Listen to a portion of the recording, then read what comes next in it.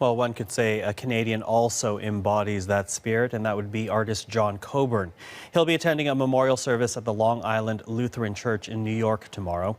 Coburn has had a lifelong affinity for New York, and when the Twin Towers were destroyed, he felt compelled to go to the city to document the tragedy through his art.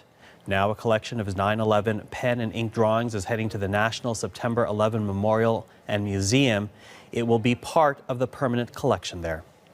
Well, we're now reaching out to John Coburn. He joins us in New York. John, thanks so much for joining us. Thank you, Michael. It's really an honor to be with you today and share a few thoughts on this anniversary.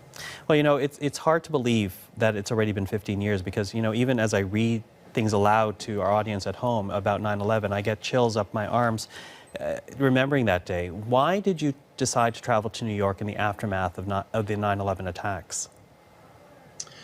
Well, Michael, I'm sure over the years you've spent some beautiful moments in New York, and you don't have to spend many minutes or weeks or months or years in the city to appreciate the love that this city is all about, and the passion and the people and the architecture. And for me, I had been drawing New York for, at that point, 25 years. I had done a book on hotels in Central Park and New York neighborhoods, and I have a great passion, and New York was always my muse. So when that happened, I just couldn't watch it on television anymore. I had to go down.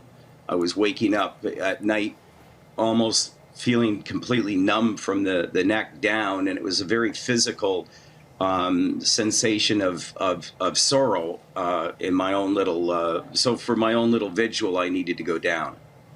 Now, you put together some beautiful drawings, some very poignant drawings while you were there, a pen and as well as a pencil.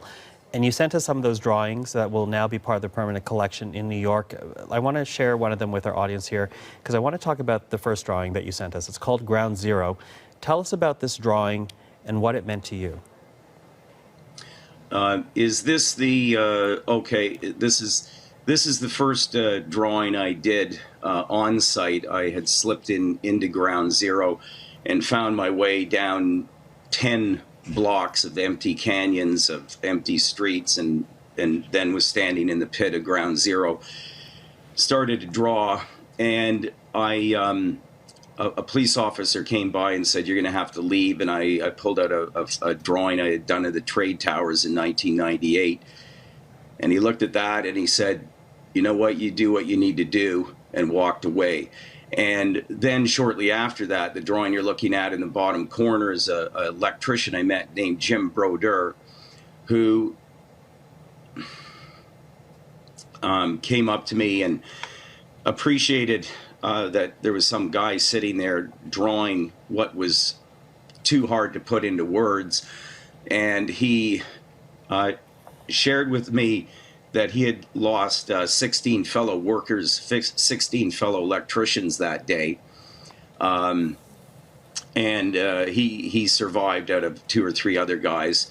And, he was the first person I stared into the eyes of who had lost so many fellow friends and associates. And you only have to feel that for about 3 seconds to make you realize that anything that you might be able to do that might help a little bit is worth it.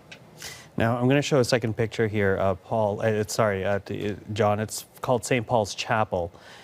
And again, another poignant image of what you drew in the weeks following 9/11. And I have a couple of questions for you.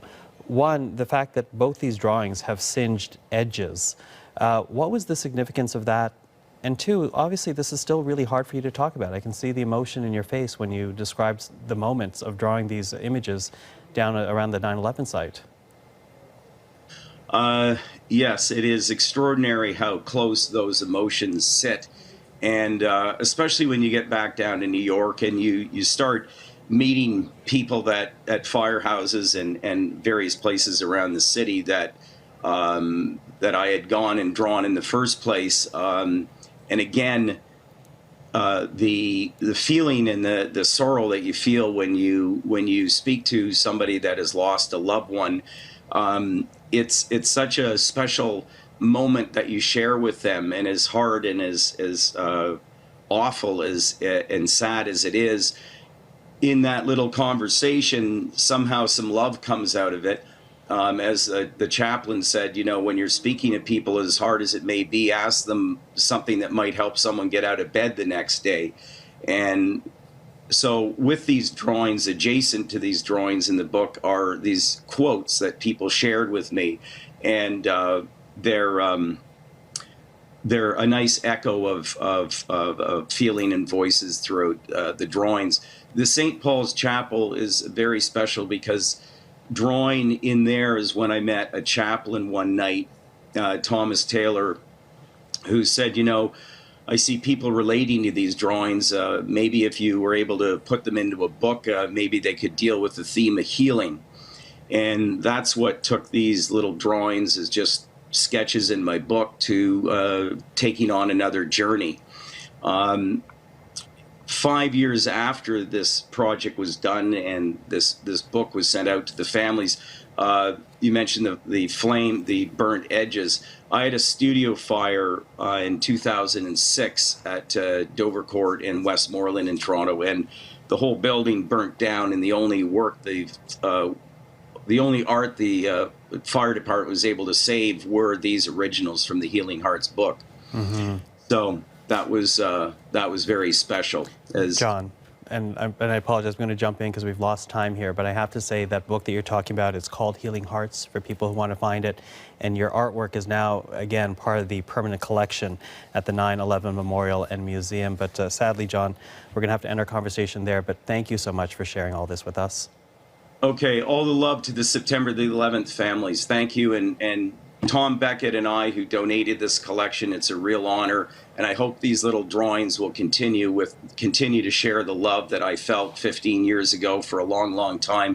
Thank you so much. Thank you, John. Take care. That is Canadian artist John Coburn in New York.